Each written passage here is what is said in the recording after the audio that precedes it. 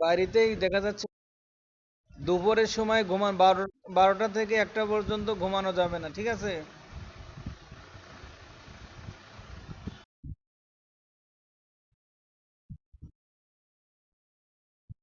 এই সময় শোয়া, হ্যাঁ না, 12টার থেকে একটা পর্যন্ত এর মধ্যে শোয়া যাবে না। আর কখনোই চিৎকার এরকম মানে শোয়া যাবে না, সন্ন্যত তরিকা শুতে হবে।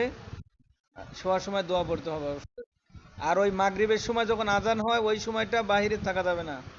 আর আপনার জন্য আপনার চুল বের করা মানে চুল দেখানি যাবে না, আপনার জন্য হারাম।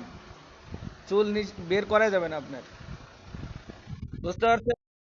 একমাত্র গোসল বাদ। আচ্ছা, ইনশাল্লাহ দাঁড়া দিচ্ছি।